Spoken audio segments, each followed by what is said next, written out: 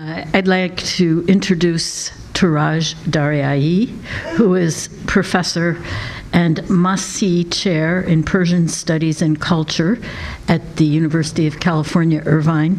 He also directs the Dr. Samuel M. Jordan Center for Persian Studies and Cultures down there. I've known Touraj for 30 years.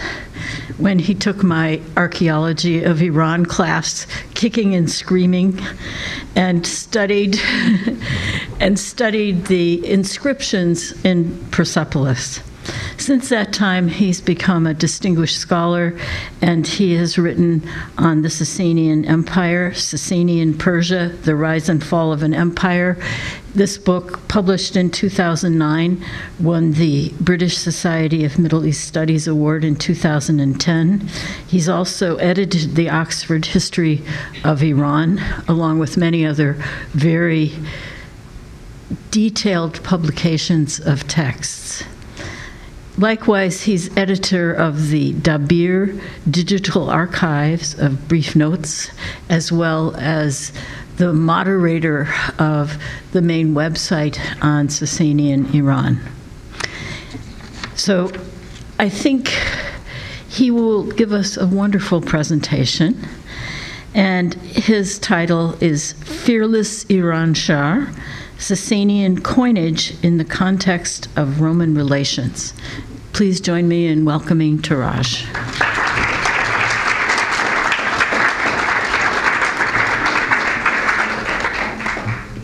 Thank you very much, Liz, for that kind introduction. I'm trying to just gather myself after Ab's talk on the state of Sasanian studies. I'd like to thank Professor Rahim Shaigan and Dr. Alexa Skeira for the invitation and having this wonderful program for both Getty and UCLA. This is really great to be back home in some ways. Ladies and gentlemen, in the few minutes that I have, I guess 25 minutes, I would like to discuss some of the signs, symbols, and legends on Sasanian coins from the 3rd to the 7th century CE, which may be related to their Western nemesis, the Roman Empire. Coinage have their own language of propaganda, which appears as the most obvious of them, of course, the legend. But more interestingly for the numismatist, and I hope there are some among you, I know Dr. Shaigan is not a big fan of them, are the symbols, the counter marks, the overstrikes that makes it so exciting. For example, here's a coin of the Sasanian king Piruz from the 5th century, who lost his life fighting the Hephthalites in the east in 484 CE, somewhere around Herat, and thus the Sasanian Empire was made to pay tribute. Here a Hephthalite, and let me see if this is, as you can see, a Hephthalite counter mark is apparent at 3 o'clock on the obverse. The suggestion is then this coin of Piruz were marked as tributary coins and were used in the Hephthalite kingdom. If you allow me, I would like to give some background about these matters with examples of Parthian coinage. I know I should have started with Sasanians, but I could not help it. So please forgive me just for a couple of minutes. And then move on to the Sasanians. The symbolic measures on Parthian coins, especially that of Pheroras IV, which is the most exciting one, I think, is in his struggles with Tiridates I, his challenger, especially important, especially in regards to what is called in the field as the Parthian wart, which was a sign of royalty, and I hope you could see the wart right there, and rule among the Parthians. Tiridates, in fact, we believed, erased them on the coinage of Pheroras. You could see that's been scratched off, and this is not the only one. On the coinage of Pheroras IV to legitimize him in the public eye. When Pheroras was able to reclaim power, and he did, he again overstruck on the coins of his defeated foe Tiridates, who was under Roman patronage. Both the Parthians and the Sasanians provide us with some notions about their struggle with Rome, but their method is somewhat different. Take, for example, the Parthian struggle with Mark Antony, who was mentioned, between 36 and 34 BCE. After the defeat at Carrhae, we believe that Antony made a point of taking revenge and invaded Parthia, and while controlling Armenia, minted the coin that you are seeing, Antony Armeni de Victa, or Antony as the conqueror of Armenia, with Cleopatra being portrayed on the reverse or on the obverse. However, Mark Antony was not so successful in his invasion, and in his siege of Ferrata, which we don't know where it is, it might be either Maraghe, present-day site of Maraghe, or some have suggested to be as Azar-Goshnasp, the sacred fire temple, where it's located, in the Parthian province of Aturpatan in 33 BCE. Antony had to retreat and lost some 24,000 men. Well, that's historical issue, but what we have numismatically is interest. We have one of the most interesting series of Peratus IV, where in his struggle with the Romans and the coin of Mark Antony, he actually overstruck on the tetradrachms of Mark Antony and Cleopatra with his own image. If you could just, I don't know in the back if you could see, that's the back of the head of Antony, right there. And that's not the only, I think, example that we have of these. Now, usually, a ruler may order the melting of the silver to be reused for minting their own coins, but with an overstrike that you're seeing, a sign is given that they have defeated or overtaken their previous ruler, who struck a coin in his own name. One can also add more to the Parthian propaganda, but of course I'm supposed to be talking about the Sasanians. Just to mention the elephant on some of the bronze coinage on the reverse of Mithridates I. Obviously, this is because of his defeat of the Greco-Bactrian kingdom, and the elephant has so many important, I think, ideological and political significances, certainly for Eastern Iran. Now to our Sasanian coins. The Sasanians minted the first flat coins in world history and began their currency with the gold dinar, and I've put them in order here for you. They're the same size, so don't be fooled by my sort of artistic sort of organization here. The gold dinar after denarius, silver drachms after drachmae, and the copper pashis. The drams also have other denominations. We have half drams and we have obols, which is a sixth of a dram. We can suggest that the gold coins acted somewhat like the medallions and were given as gifts to local kings and potentates. And these coins were part of the inner courtly and dynastic gift-giving, while the drams were the recognized monetary sort of unit, not only on the Iranian plateau, but probably throughout Asia. Because Sasanian coins have been found all the way to China, along what we call the Silk Road, and at ports, and sometimes imitated in some places, as in Sindh in India, and continue to be used then and imitated in the early Islamic period. The copper pashis, as you can see, or the pashis as I would say, was mainly the currency used for local economy. Both the dram and the pashis appear to have circulated throughout the Sasanian Empire, and this is based on the study of hoards that has been done that shows that there has been a healthy circulation of these mint marks throughout the empire. And I don't think that's the case for the Roman world, but that is not my, I think, expertise to say.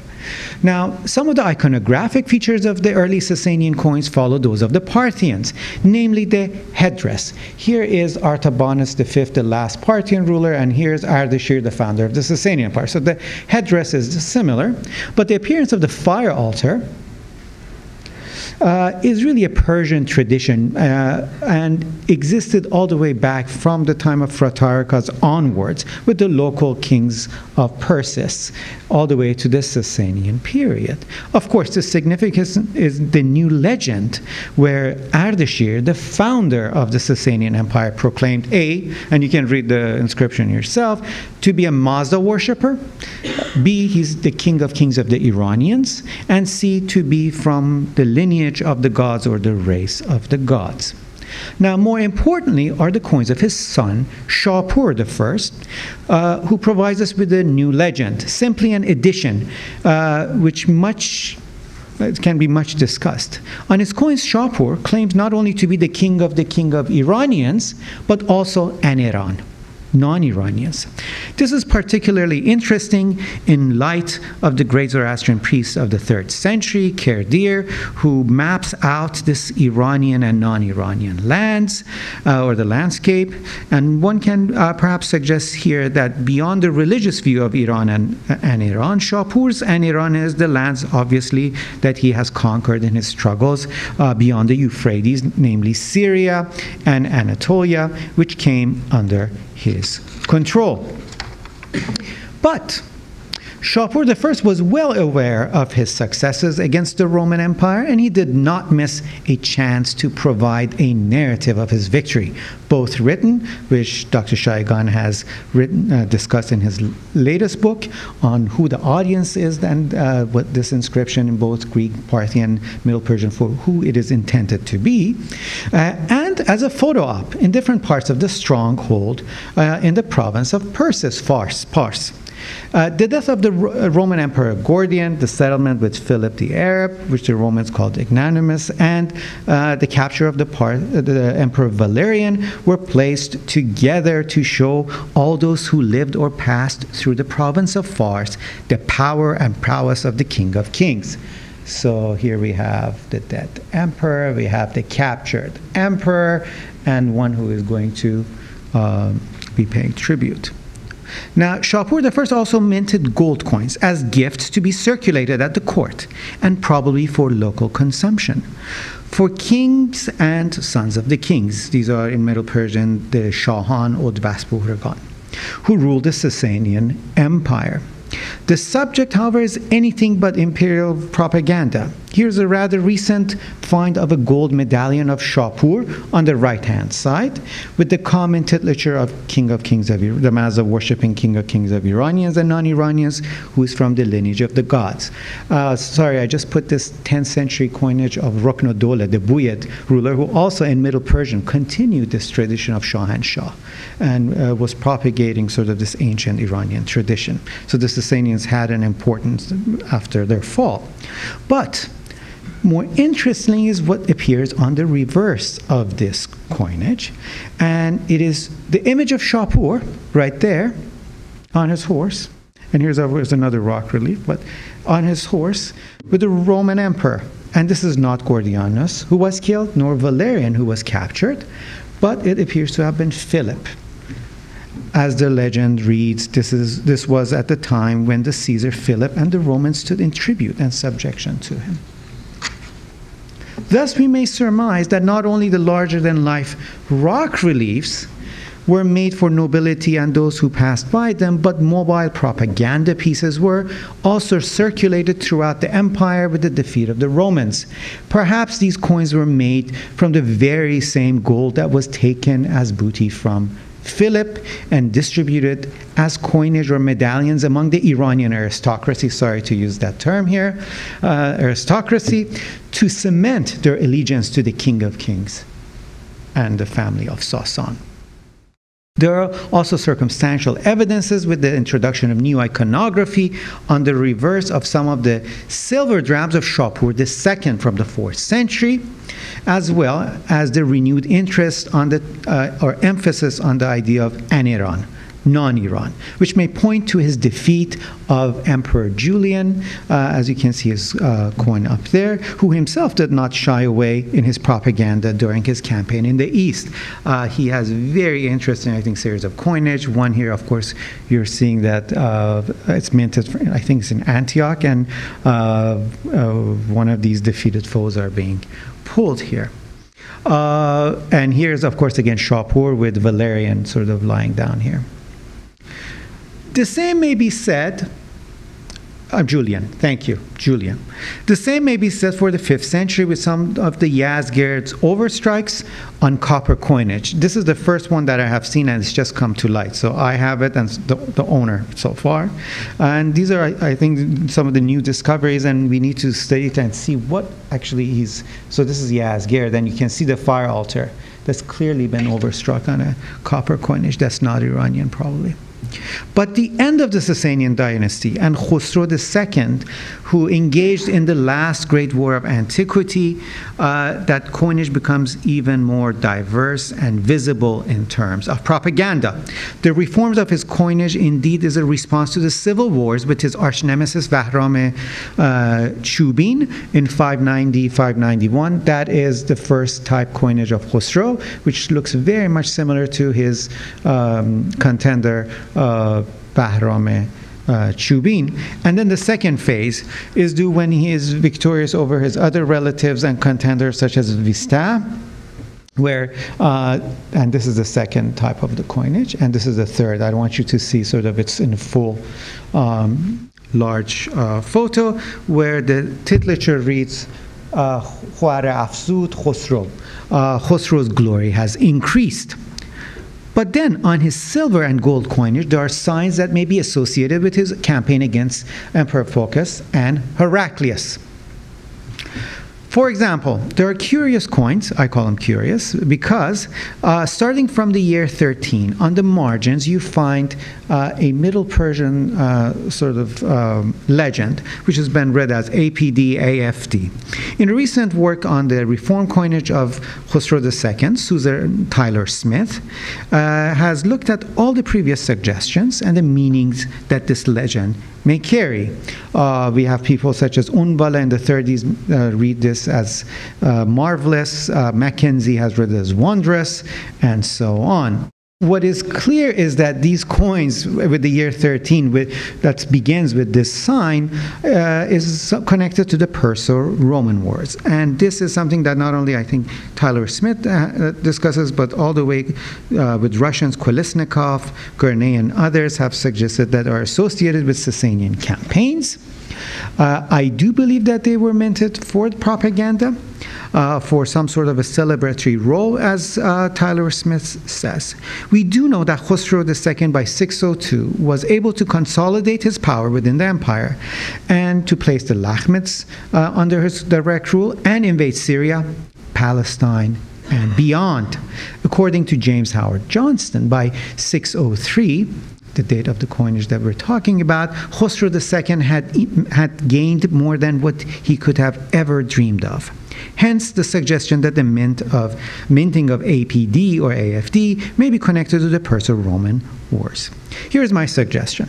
While in the Pahlavi dictionaries there's no, this word does not exist so far, but in Persian there's an interesting term which has a wider cosmic meaning for religious ideology. The word in Persian is abad, which has, I think, far-reaching connotation. I don't want to talk about the orthography, but of course it's a aleph, bet, and dalet, and its meaning has been discussed mainly in early Islamic theology, most famously by Guy Monon, who actually points out to a Middle Persian word apad, without end, a term that was used in theological discourses by the Mu'tazilites. I know I am way beyond my Sasanian sort of discussion. Although we do not have the attestation of the word in Pahlavi, in early Persian poetry, there is a link between the king and the idea of eternity, where, for example, Mas'ud as-Sa'd, in one of his famous qasidas for the Seljuk Sultan, proclaims, "You are the just and brave king and will remain in this world always till eternity, the just and brave king." This is not the only time that the term abad and kingship come together in early Persian poetry. I stand to be corrected by Professor Ingenito. In Persian it says, "Hamishe ta be abad Malik Shah adil rad." Consequently, I would like to propose what we have on the coinage of Khosrow II is an Iranian idea associated with eternity of rule. Again, on his special issue silver coinage, we begin to see new iconographies and images, such as the one with the bust of a person, which has been interpreted differently. We're talking about the reverse. And of course, on the coin, it says Khosrow, King of Kings, has increased glory. Khosrow has increased Iran. And certainly with this very interesting legend of good religion, Hudinak, which I think dispels some of these ideas of Khosrow II's relations with Christianity, or having been a Christian outright, at least if we look at these coins. The same goes, and this is, I think, the last part that I want to talk about. The same goes for his gold coins with some newly found legends, which must be related to military campaigns and his victories against the Romans or other foes. This is the last one I would like to discuss, is a known gold coin with interesting legend, which reads, Iran abi bin kard, made Iran fearless. Khosrow made Iran fearless. May this be a coinage propagating the defeat of the Roman Empire too soon, too early, or simply securing the Iranians from the Romans? That is a difficult issue to answer, but the terminology itself can be found in another text. In the great Zoroastrian encyclopedic text that Abdiyung just mentioned in his talk just before me, the Bundahesh, there's a historical/apocalyptic chapter. In regards to the late Sasanian history, we find the following passage. It says, till the immortal soul Khosrow, the son of Kavad, came of age, literally became an adult, and killed Mazdak and rearranged the Mazda-worshipping religion and repulsed and blocked the passage of those Huns who had rushed with horses to Ērānšahr and made Ērānšahr fearless. And I want you to see that the phraseology abi bin kard exactly appears in the Bundahesh. So, are we making a mistake in identifying this coin with Khosrow II? Does it belong to Khosrow I and was minted in commemoration of his campaign against the Huns Hephthalites in the east? Or is it that the deeds of Khosrow II was transferred to that of Khosrow I in the Bundaheshan? Or is it simply a typical late Sasanian phraseology, abi bin kard, that could have been used both against the Romans and the Hephthalites, both in the west and the east? This is a historical issue which needs to be given attention elsewhere. But the fact that it is minted in regards to an event taking place beyond the borders or boundaries of the Sasanian Empire is important to be noted. As far as I know, the literary sources for the Persian and Roman affairs has been nicely assembled and studied by many scholars, including Liu and Gretrek, Stignas and Winter, but no one has studied the Sasanian and Roman, I think, coinage side by side in some detail to understand the intricate diplomatic propaganda among them and the diplomatics that was between the last two great empires of antiquity. I hope this brief survey demonstrates the importance of such a study. Thank you.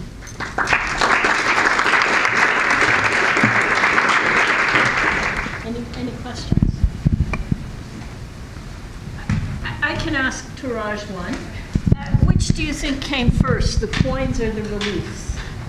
The coins have a wide distribution. The reliefs have a very narrow distribution. So, what do you think?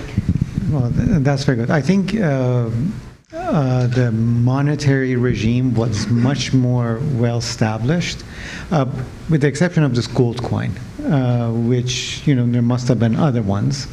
I think, I can't tell. Actually, I was going to say first the coinage is something that steadily is minted, and they're kind of uniform. You could see even when it goes to the end of the empire, to Sakistan and the east, you're still getting some uniformity, although you're seeing that. So I'm not sure. I think the monetary system was well established, and that came first. But not in the case of the gold dinar. Not the gold dinar. The gold dinar must have been a copy of some sort of an idea of a, let's have a photo op of, Philip being handed. That's one special thing. But in general, I think it's a monetary.